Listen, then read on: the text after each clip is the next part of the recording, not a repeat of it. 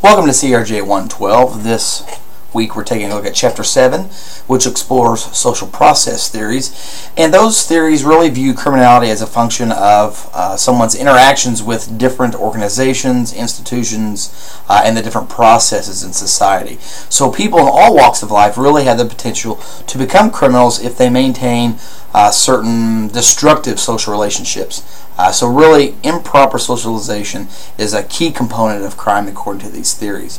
Now, there are several independent branches. The first is social learning theory, which assumes that people are born good and then learn to be bad, and that they learn criminal behaviors in much the same way that they learn any type of behavior, really. Social control theory is a second branch that looks at people being born bad and then have to be controlled in order to be good. In other words, that's the social control aspect. It really analyzes the failure of society to control these different criminal tendencies. And the final branch is social reaction or labeling theory, which assumes that whether someone is good or bad, they are shaped, directed, and influenced by the evaluation of others, and that negative labels can produce criminal careers. They do all share one basic concept, that all people, regardless of race, class, gender, have the potential to become criminals. Now, social learning theories view crime as a product of learning the different norms, values, and behaviors that are associated with criminal activity.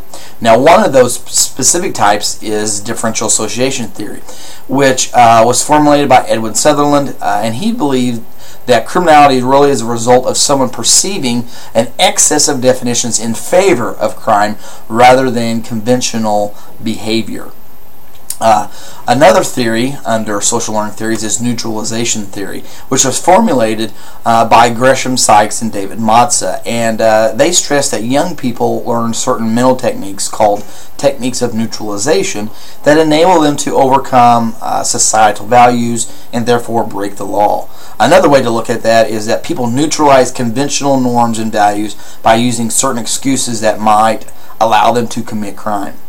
Now, social control theory maintains that all people have the potential to become criminals, but that their bonds to conventional society prevent them from violating the law, which really suggests that a person's self-concept can enhance their commitment to conventional action.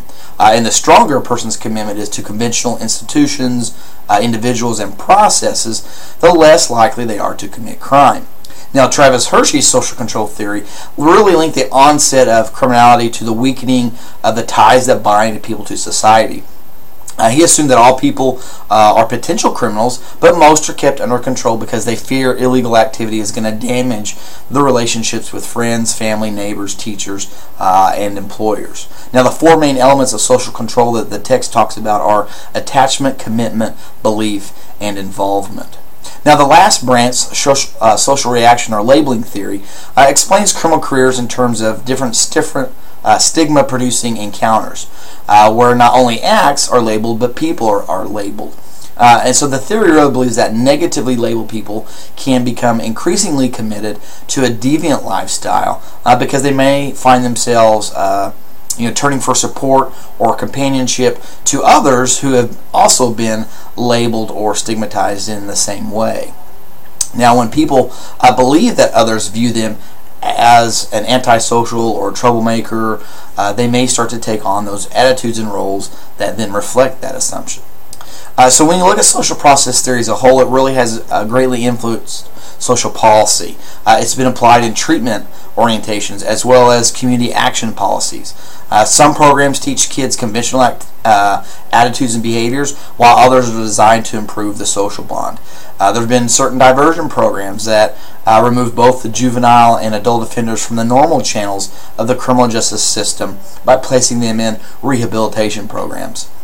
If they complete successfully, charges are dismissed and they avoid the stigma of a criminal label.